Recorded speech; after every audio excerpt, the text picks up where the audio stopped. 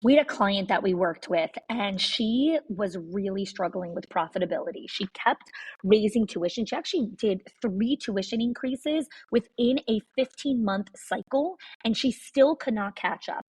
So I helped her work with our 6 money leaks in schools, and she only used 3 of the 6 money leaks and cut her expenses by 50%. 50.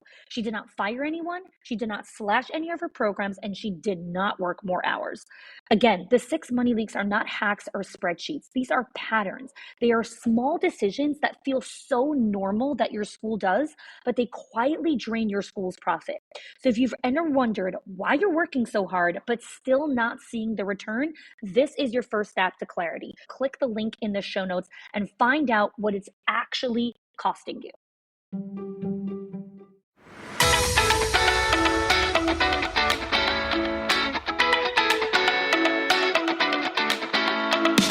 Welcome to the Schools of Excellence podcast, where we transform everyday leadership struggles into powerful legacies that impact generations. I'm your host, Connie Wilshansky, a 20-year veteran of school leadership who has helped hundreds of school leaders achieve what many thought was impossible through our signature programs, School Leadership HQ and Enrollment Engine. With our battle-tested frameworks and blueprints, leaders have achieved 90% parent retention, 50% less staff turnover, 15% improved profit margins, and increased enrollment by 25%. My mission is simple: to revolutionize school leadership by elevating the skills, the habits, and mindset of passionate leaders ready to create lasting change. Join me as we build your legacy of excellence, one transformative conversation at a time.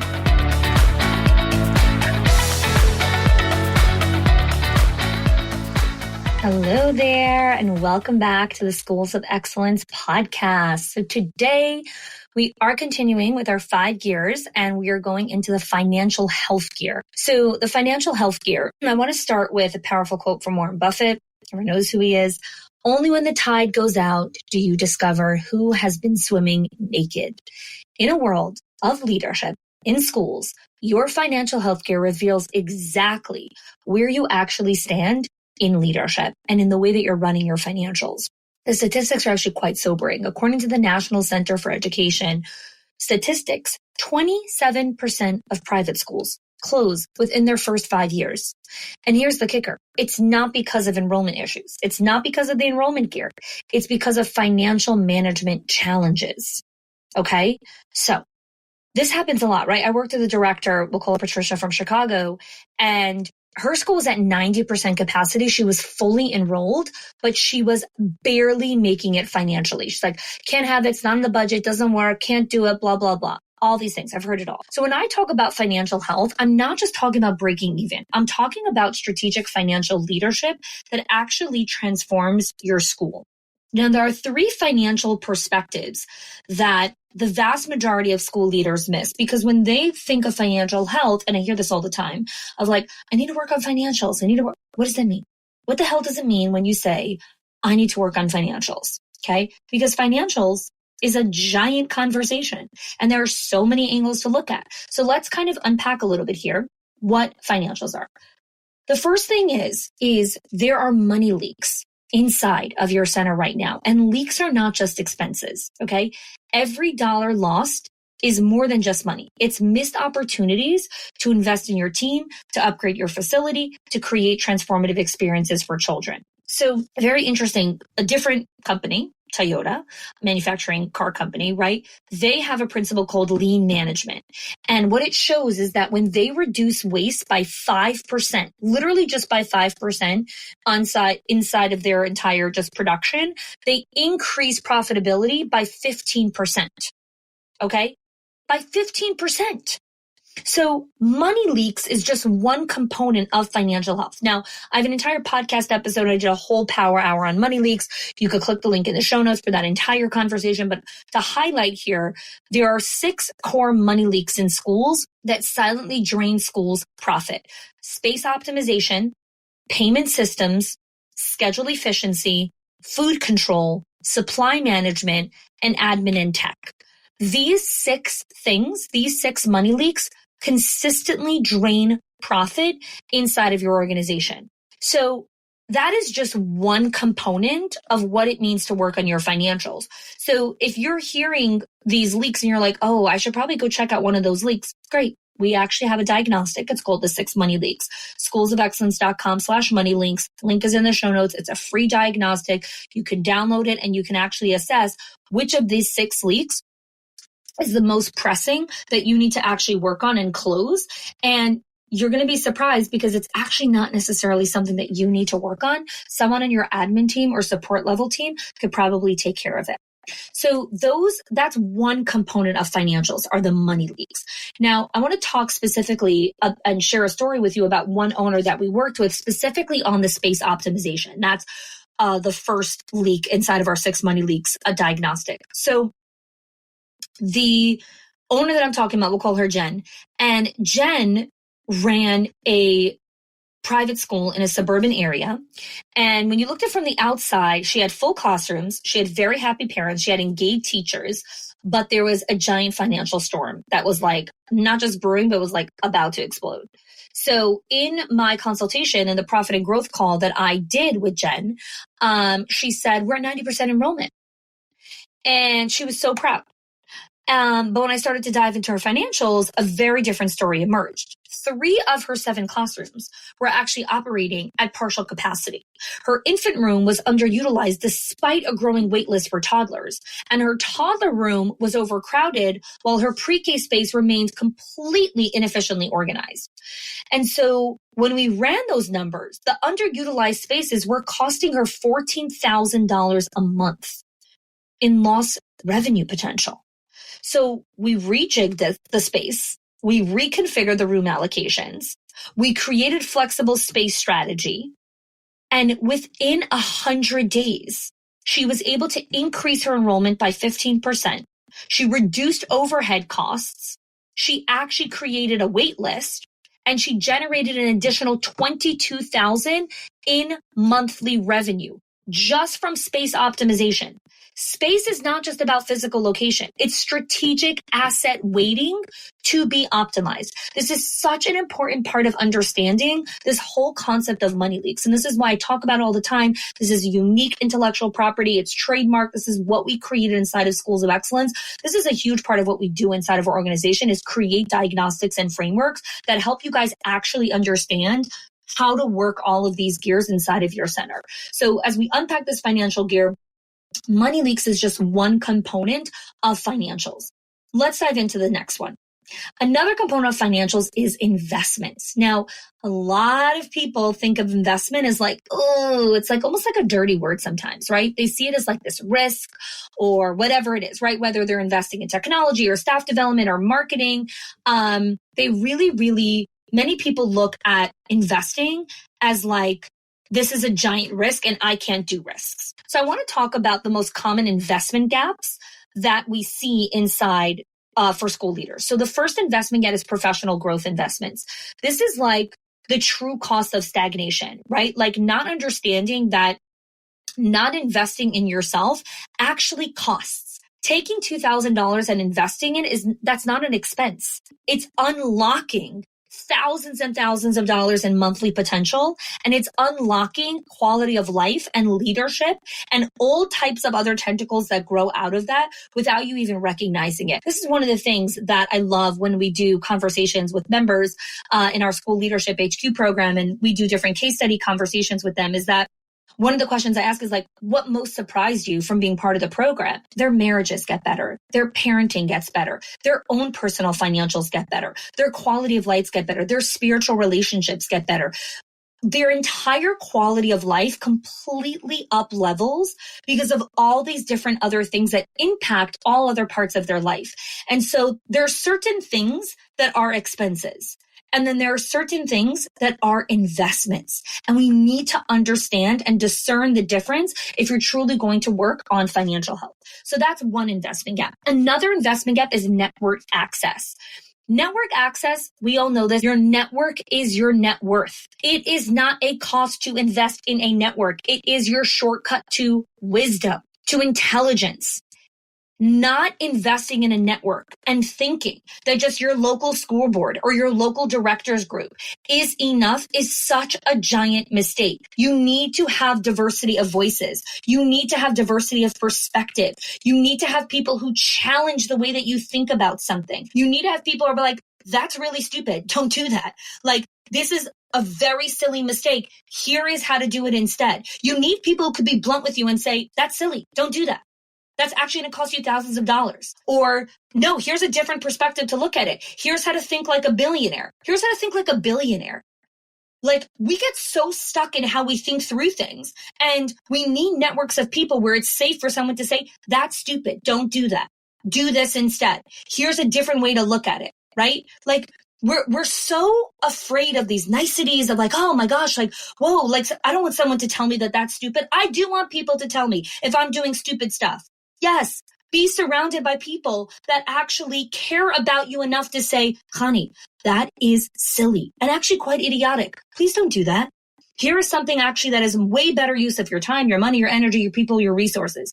Those are the people that you want in your circle. If you want yes people, why are you listening to this podcast? I'm not a yes person. You're here because you want to challenge yourself. You want to challenge your perspective. You want to challenge your thinking. You want to challenge your biases. Okay, let's do it.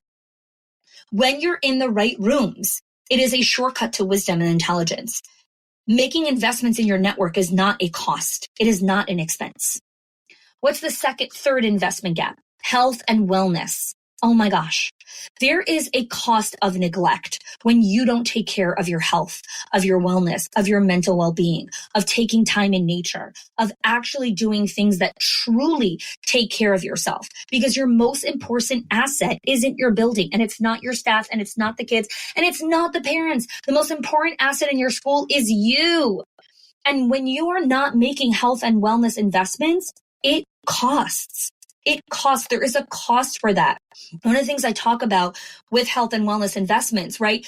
Part of the health and wellness investment is understanding your time capacity within your health and wellness, right? I was talking with a leader who was like, I just can never get ahead. Like, I keep trying to catch up. And I'm like, this is not about trying to catch up.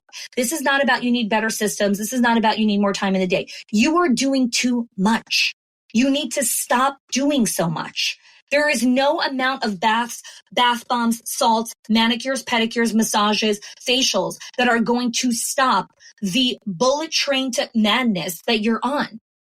You are on the crazy train. You need to do less. You cannot do less for a short period of time while you're sick and burning with fever and have the flu for the third time this season because, well, I just can't because I'm exhausted. No. Your body is literally screaming at you to sit down and stop working so much. That's an investment gap. And we cannot know our investment gaps unless you're in the right network, until people can reflect that back to you. So that's the third investment gap. The fourth investment gap is risk management investments. Many of you understand this when it comes to like paying for better insurance, right? Or better liability protection, because you're not buying a $200 a month more insurance. You're buying peace of mind. You're buying organizational stability. That's what you're actually buying, right? That's what you're actually buying. So it's not about, oh my goodness, I don't want to spend more money on this insurance policy. It's, oh my goodness, I'm buying peace of mind and organizational stability and relief. So I was working with an owner. She ran 11 locations for about 5 or 6 years or so. We'll call her Sarah. And when I first met her, she's like, I can't afford another expense. And really, her eyes were so exhausted and so like, it was a kind of fatigue that like a year of sleep doesn't fix. Like, this is like exhaustion on a crazy level. And she had a lot of resistance to investing in School Leadership HQ. She's like, oh, it's a luxury. I can't do that. I have 11 locations. I have all these things I have to work on. And I said, listen, the most expensive decision is not investing in yourself. And you need to decide, like, is continuing down this path, right, where you have the bags under your eyes are actually like framing your face. Like, that's part of like who you are now. You get sick every 10 to 15 days. That's also part of your protocol. You haven't been on a date with your husband in I don't even know how long. You don't remember the last time you had a face-to-face more than 4-minute conversation with your children, but you think this is normal and you think it's a luxury to invest in yourself. So she's like, okay, I'm going to take the plunge. Over the next 12 months, as I was working with her, we developed a clear leadership strategy.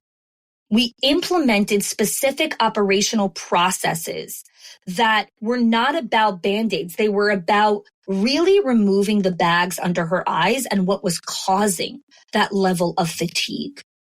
We refined her entire enrollment and marketing strategy. We really developed what an enrollment strategy is, not just here's all the activity you're going to do, which is important, but what does it mean to lead and market and brand a operation that has 11 locations? And so over the course of those 12 months, and then we continued to work afterwards, she was able to really create an internal leadership pipeline that wasn't just about, oh, now I have a bench, now I have a pipeline. It was, now I have specific skills that I'm training every single one of these leaders to do so that I am really removing myself from this area, because now this leader not just has the system, she has the accountability, she has the boundaries, she has the discernment, she has the emotional regulation, she has the agency to actually execute on this role. Not just, oh, this is as far as she could go and then she hits her growth edge. No, she knows how to consistently push herself, or he knows how to consistently push himself.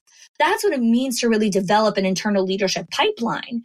And then she was also able to continue to expand to 5 more locations over the course of 18 months. And so it started as this initial investment, became a $250,000 transformation for her organization, completely reshaping the legacy that she was leaving and the generational wealth that she was creating for her family, for her children, for her grandchildren. And you might be listening to this and thinking like, well, I don't have 11 centers. Well, that's not me. Here's the thing about being a real leader, right? You listen and you take what makes sense for you from these stories. You take what actually applies to you and then just leave the rest. Not every single word that I say in a podcast is supposed to apply to you. I'm not creating a customized coaching call. This is a podcast where thousands of people listen, and I share stories that hopefully really bring in the span of people from small mom and pops all the way to these giant franchises. But the thing that you want to understand is that the giant franchise and the small mom and pop, it's similar first principles in understanding how to build true profitability and generational wealth inside of your organization. So that's the second component of financial health, is understanding investment gaps. The third one is profit is not about greed. Profit is about sustainability. It's about having resources to pay your staff well. It's about creating phenomenal working environments. It's about serving more families with excellence, right? Profit is mission fuel. It is not greed. And so what happens a lot is many leaders look at profit as greed, as opposed to sustainability is actually your first responsibility. Profit allows you to pay teachers what they're worth. Profit allows you to invest in the best learning experiences. Profit allows you to create opportunities and experiences that are way beyond just getting by. They're about creating something that doesn't exist. And as an entrepreneur, that's something that's important to you. Profit is about understanding that the mission that you have requires resources, right? Your vision needs financial oxygen. Your vision needs financial oxygen. So every dollar of profit is a dollar of financial oxygen for your mission. Profit takes your dreams of one day I'm going to do this to, we're going to do this in the next 30 days. Profitable schools are able to attract and retain top talent. Profitable schools are able to serve more families. Profitable schools are able to expand educational possibilities. Profit is never about taking. Profit is about understanding how to give more and having more to give. Profit is not about taking. It's about having more to give. So that is a huge thing to understand in the third concept of financials. So I want to share a story about David. We'll call him David. He's a school owner that I worked with. He owns 6 locations and just his profit mindset revolution.